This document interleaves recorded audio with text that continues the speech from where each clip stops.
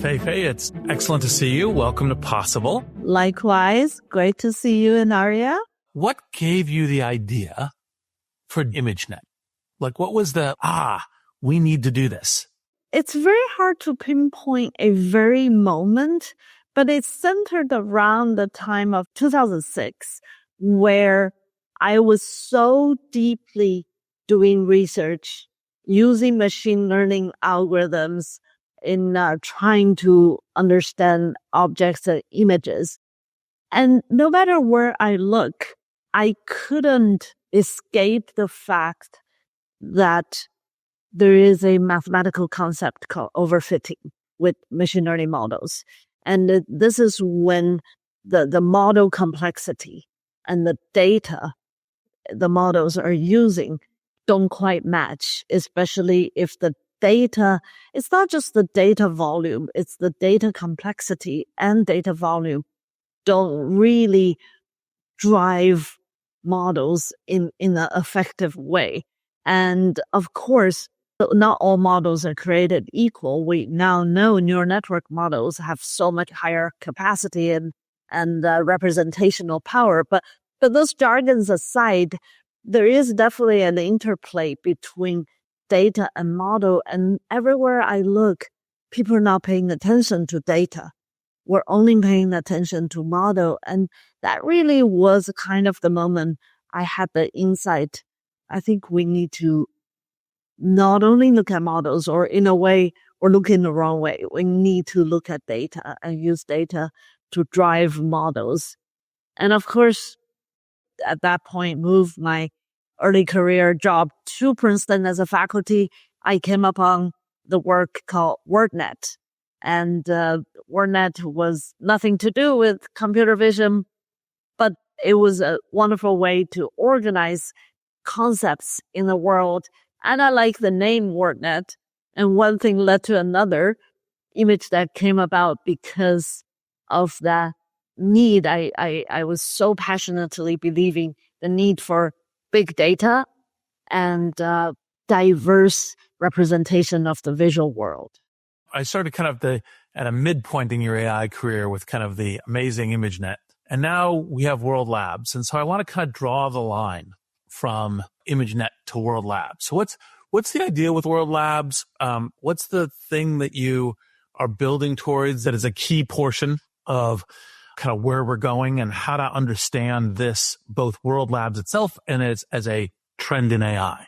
Yeah, Reid, we talk about this, right? It's our favorite topic is where technology is going. One thing I have been obsessively thinking all my career, especially post-ImageNet, to be honest, is really what is intelligence and how do we make intelligence happen in machines? And it really, to me, boils down to two simple things if you look at human intelligence. One is that we say things. We use linguistic communication as a tool to talk, to organize our knowledge, and to communicate. But there is another, the half of intelligence that's so profound to us. And it boils down to we do things. You know, we do it by cooking an omelet. We do it by, taking a hike. We do it by friends having fun and really enjoying each other's presence that goes way beyond any word we say. Just the way we can comfortably sit in front of each other, hold a beer can. All this, right, is part of intelligence. And that part of intelligence is really grounded in the ability to make sense of the 3D world we live in, to perceive it, and to translate it into a set of, understanding and reasoning and predictions so that we can do things in it. That ability, in my opinion, is called spatial intelligence, is really the fundamental native ability that embodied intelligent animals like humans have, which is the ability to deal with 3D space. So ImageNet happened because I was on a quest of putting labels on the pixels in 2D images. And 2D images for humans are projections of the 3D world. So you can see it was a baby step towards understanding the fuller world, visual world we live in. And that baby step was critical because whether it's for humans or animals or machines, comprehending those objects and images, labeling it is a key first step. But now that, more than 15 years, 14 years have passed, I think we're ready for a much bigger quest. It's almost a home run quest to unlock the most important other half of intelligence, which is the question of spatial intelligence. Now, what makes spatial intelligence really interesting is that it has actually two aspects. One is the physical 3D world. Another one is the digital 3D world. And we never really were able to live in between. But spatial intelligence now can be a unifying technology that makes sense of both 3D grounded world as well as digital 3D world. So when I think about sort of the promise of spatial intelligence, if you went back to 1880, horse-drawn carriages, unpaved roads, you would be like, this is a totally different world. But if you go back to 1980, okay, people are driving different cars, but they're living in the same buildings. They're still driving cars, sort of like the mechanics of the sort of real world are pretty much the same. Do you think that the sort of this other half of intelligence will change that over the coming decades, that we'll actually see the great transformation in the real world that we've seen in the digital world over the past few years? I think so, Aria. And I think the line between real and digital will start to blur. For example, I think about me driving on the highway, and if I have a flat tire, I have a feeling despite the fact that I'm a technologist, I have a feeling I'm going to have a hard problem with that flat tire. But if I can wear a glass or even point my phone to the car I'm having the flat tire and just collaborate with that potential application to guide me through the process of changing that tire, whether it's through visual guidance or some dialogue or mixture. I think that is a very mundane daily life example that really breaks the boundary of physical 3D world and digital 3D world. And that image of technology like this empowering people, whether it's changing a flat tire or doing a cardiology surgery, is a really exciting imagery for me. And so you say, you use LLMs all the time to teach yourself things, which I always think should be inspiring. My kids, they're always like, oh, I'm so good at math. I don't need to learn anymore. And I can be like, Fei-Fei Li is using LLMs to learn. I think you have some more to go. But what do you see when you're talking about large world models versus LLMs? How do you explain that difference to people, and how do you think that's going to play out in the future? Well, fundamentally, like I said, one is about saying things. The other one is about seeing and doing things. So they are very fundamentally different modality. The large language models, the basic unit are lexicons, whether it's a letter or a word. And in our model, the world models, we use the basic units are pixels or voxels. So they are very different language. I almost feel like language is the language of human. 3D is the language of nature. We really want to get to a point that AI algorithms allow people to interact with the pixel world, whether it's virtual or physical. Your answer is reminding me of another quote you've used, which is quoting sociobiologist Edward O. Wilson saying, "We have Paleolithic emotions, medieval institutions, and godlike technology, and it is terrifically dangerous." So given, kind of reasoning, language of nature, education of people, how do you invert that? And what is the opportunity upon us for humanity in the age of AI?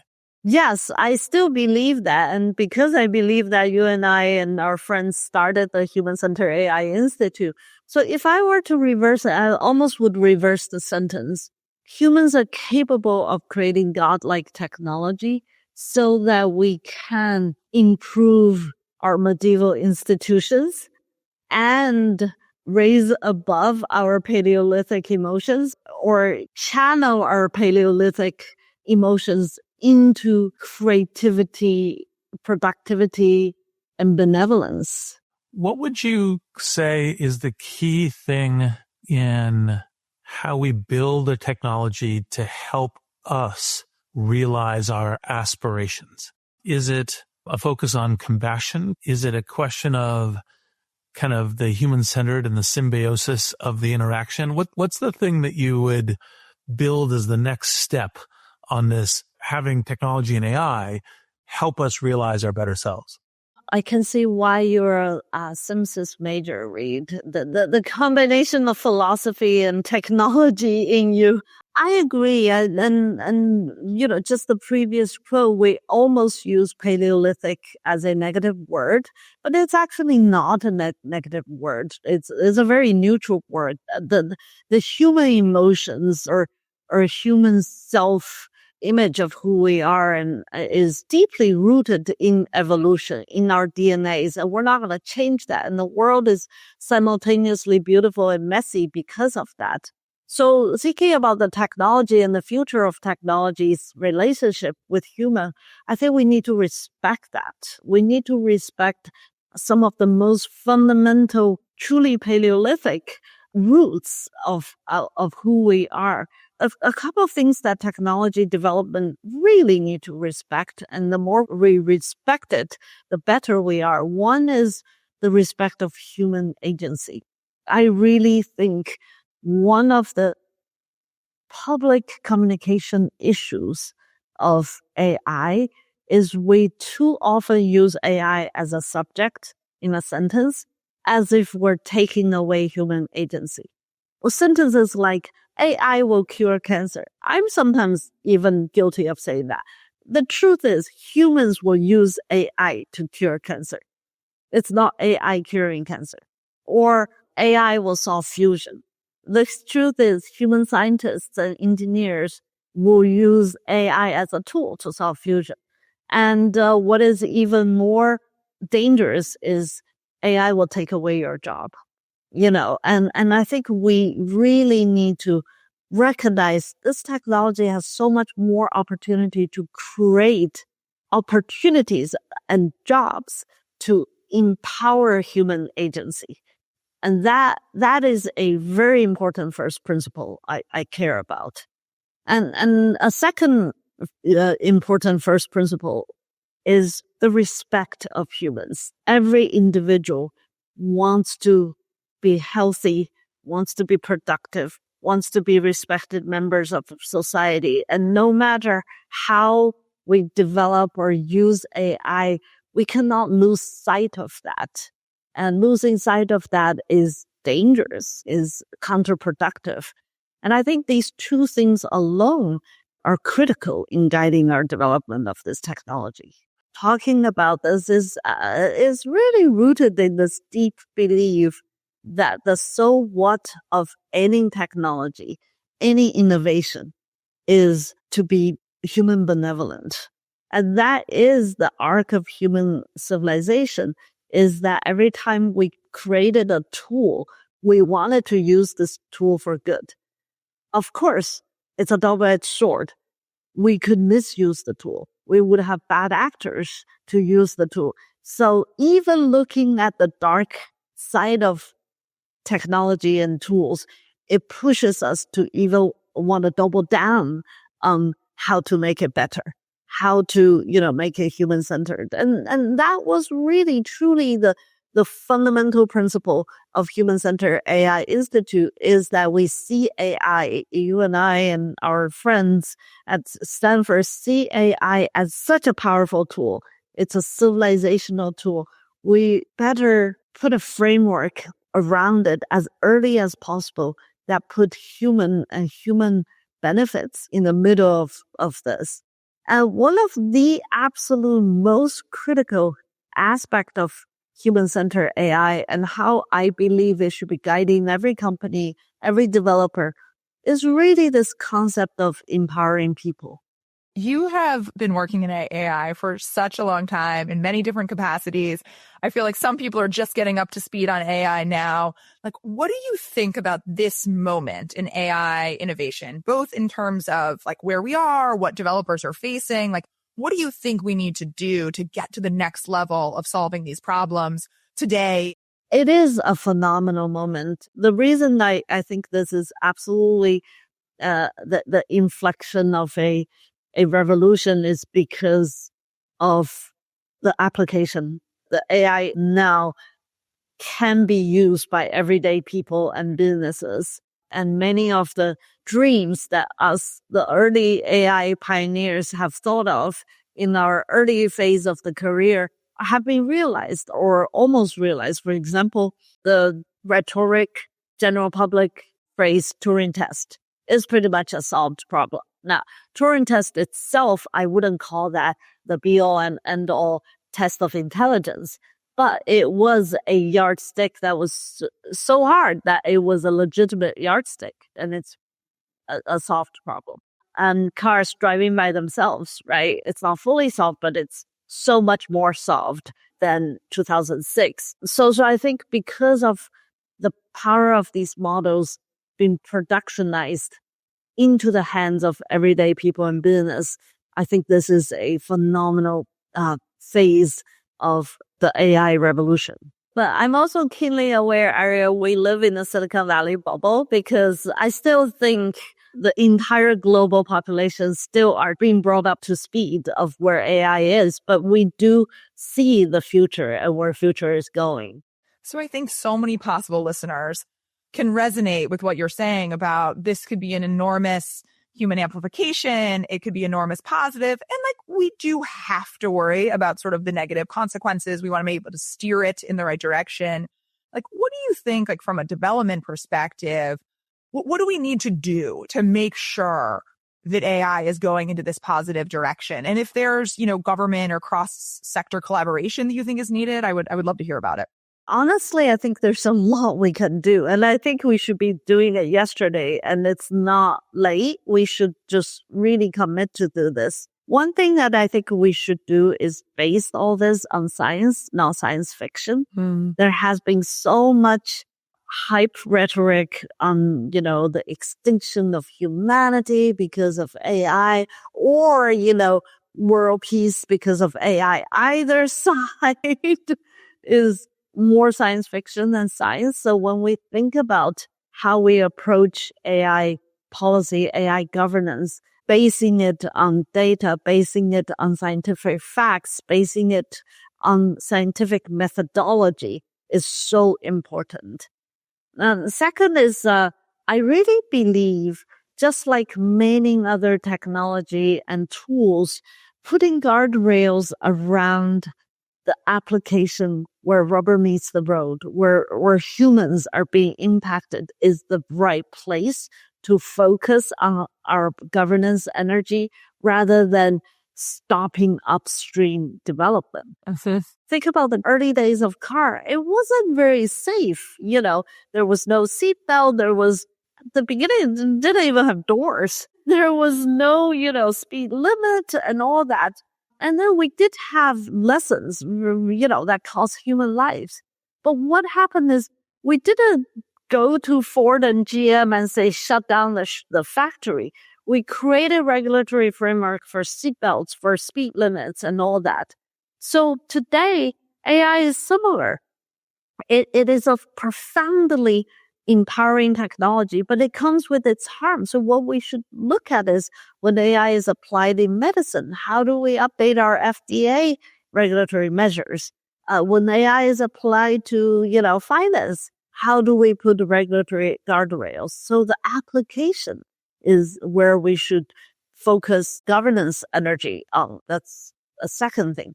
Last but not the least to me is that we need to understand that a positive future of AI comes from a positive ecosystem.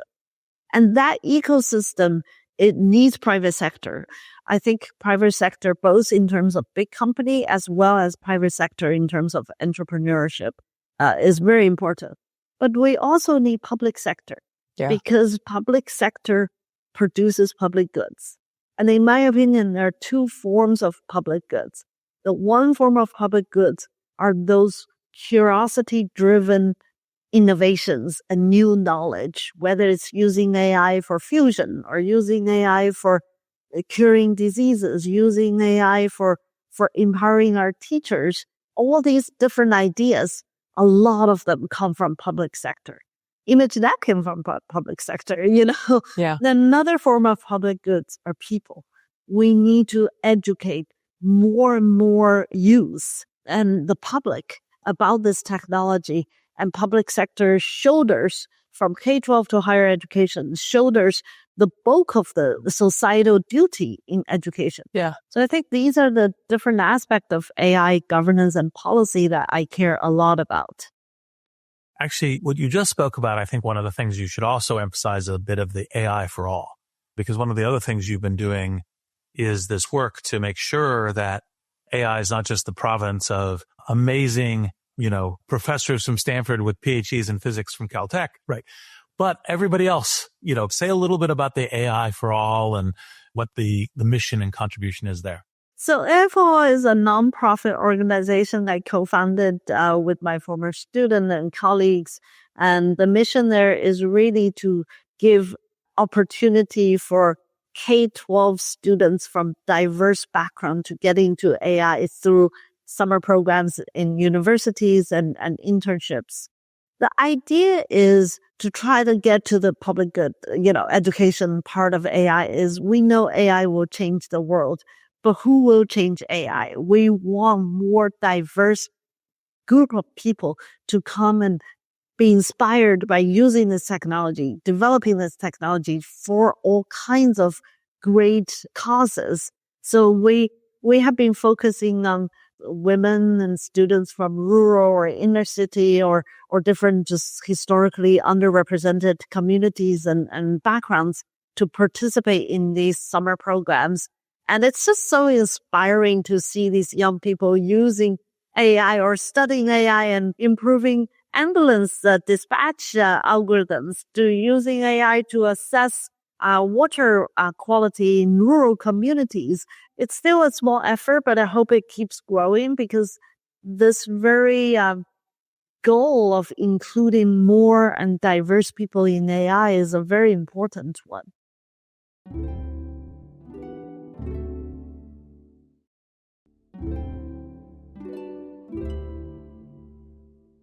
So one of the things that you've also worked on is healthcare.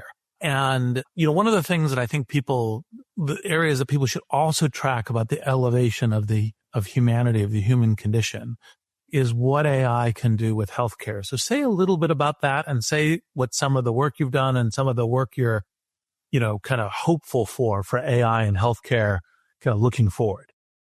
Yeah, Reid, as my book also describes, I am passionate about AI's application in healthcare for many reasons. Healthcare is absolutely the very core of human-centeredness. So healthcare is a very vast industry. It goes from basic biosciences of drug discovery or diagnostics all the way to the clinical diagnosis, clinical treatment, healthcare delivery, and public health, right? So this is the exciting thing is every point of this system, we're seeing AI could be of great help.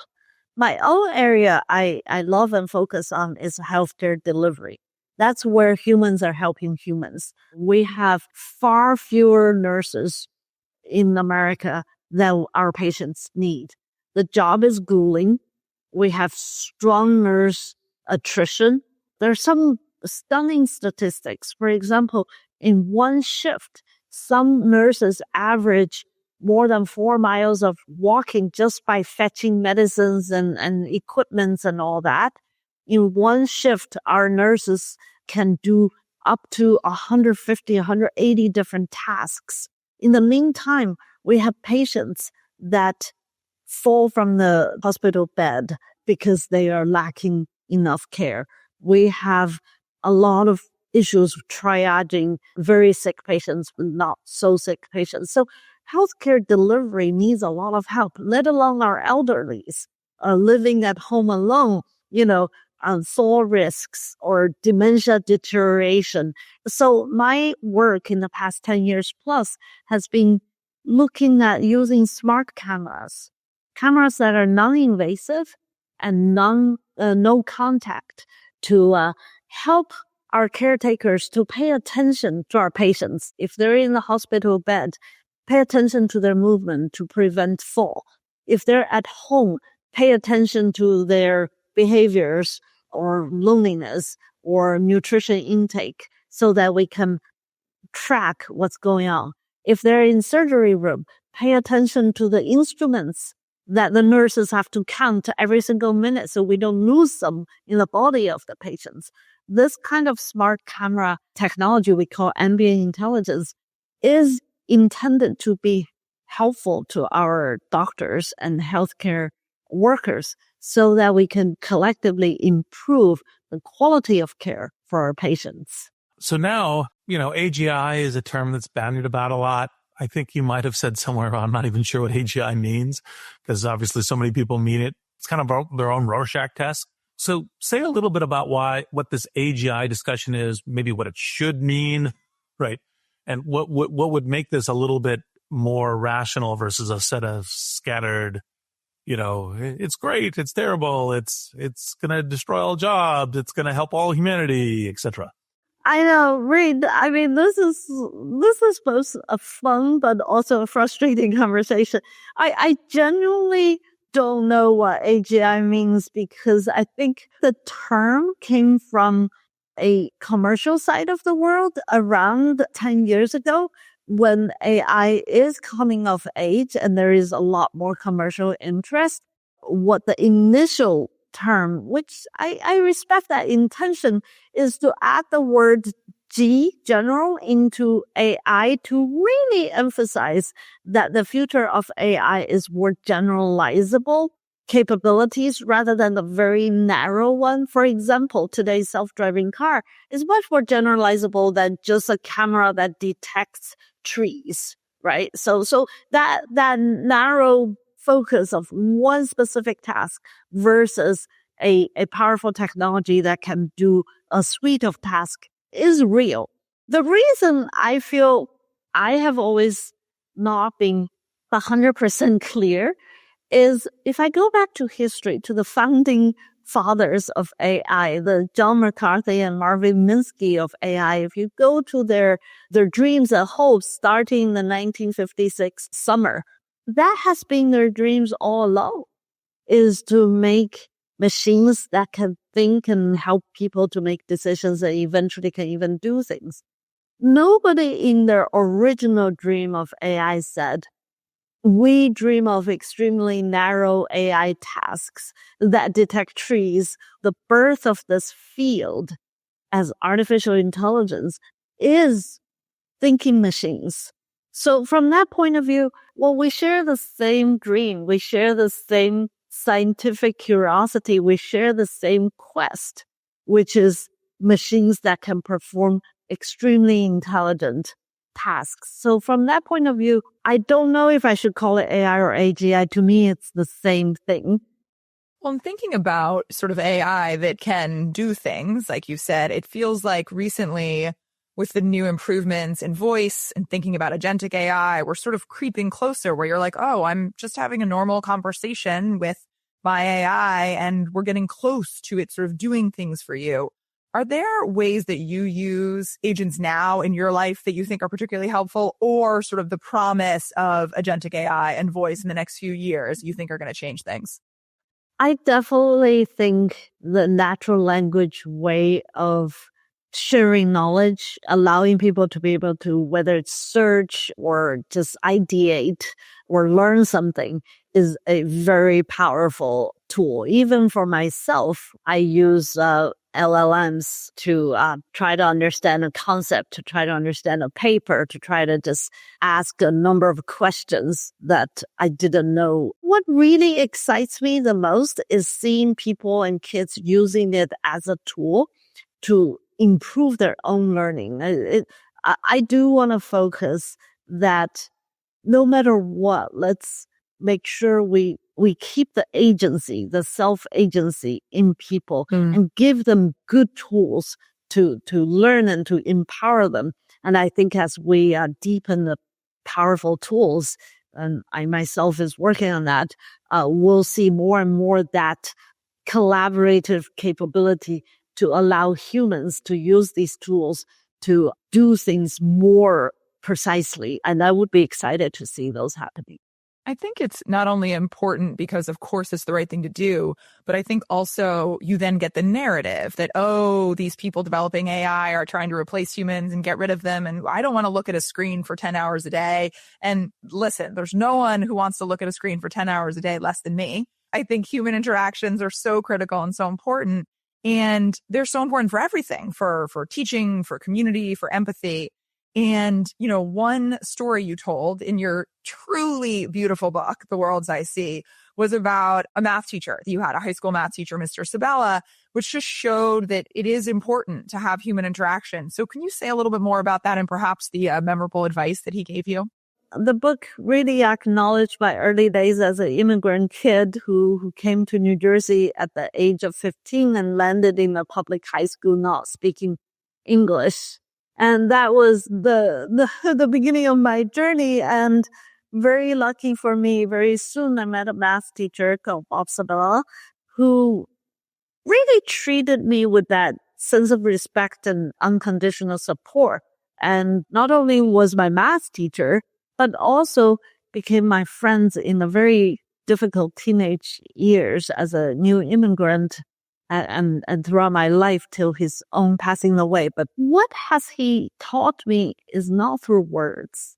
He never sat me down and said, hey, Fei-Fei, AI is going to take over the world. Let me tell you to be human-centered with AI. I don't think that word even, was in our dictionary. Sure. He just taught me through action. Is that at the end of the day, the meaning of our society, of our lives, are the kind of positive things we do to each other, for each other, and the kind of beliefs we hold and the beacon of light we chase. And through his action, I came to appreciate respecting and lifting other humans is a beautiful thing, even if that's a clueless kid who didn't speak English and didn't know what she was doing in a new country. So I think that kind of generosity, fundamental kindness and compassion is the core of what being human is about. And the biggest learning from him for me is put humans in the center. It's beautiful. Thank you. Yeah, beautiful.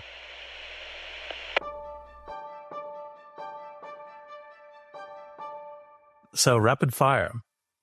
Is there a movie, song, or book that fills you with optimism for the future? My Neighbor Totoro is one of my all-time favorite movie. Yes, I can hear the music. I'm not going to attempt to sing because I'm lousy, but yes, it's so simple, so beautiful. I'm a sucker of beautiful pixels and yet so profound. I have the excuse to watch it with kids, but honestly, I don't even care how they feel. I just love watching it. That's awesome. That's awesome. So Fei-Fei, what is a question that you wish people would ask you more often? I wish people would ask me more about how can I use AI to help people? Because I can talk for hours about that. And I can think about so many of my amazing colleagues at Stanford worldwide who are doing that. If I don't know what they're doing because they're just their own genius expert in the discipline, at least I can point people to their work. Absolutely. There's so many people doing amazing things right now, and we need to inspire more people to do the same. Where do you see progress or momentum outside of your industry that inspires you? I actually think our humanity's focus on energy really does inspire me, because I think, again, I guess I just cannot completely untether myself from AI. Even AI's development is pushing against this very real question of energy, right? Electrical power. And I think that the changes of the environment, also the democratization of having energy for the global population is so critical. And also, we cannot always rely on fossil fuel. So a lot of these advances and just the global movement in the field of energy is exciting. So for our final question, always, can you leave us with a final thought on what you think is possible in the next 15 years if everything breaks humanity's way? And what's the first step to get there? I want to see a global increase of knowledge, well-being, and productivity, especially with the emphasis on shared prosperity. The reason I want to emphasize on that is, on the technology side, I am an optimist. I know that technology can help people. I know if we use it right, it can discover new knowledge. It can help us to innovate. It can increase our well-being. But I think it's so important, and we are learning that lesson over and over again, is that when that happens, we need to recognize we need to share that prosperity. We need to democratize that benefits. Absolutely. I hope so too. Fei-Fei, thank you as always. Thank you. Possible is produced by Wonder Media Network. It's hosted by Aria Finger and me, Reid Hoffman. Our showrunner is Sean Young.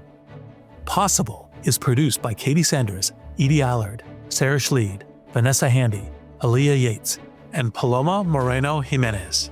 Jenny Kaplan is our executive producer and editor. Special thanks to Jessica Williams, Aki Sheralds, Harini Sripathi, Russell Wald, and Little Monster Media Company.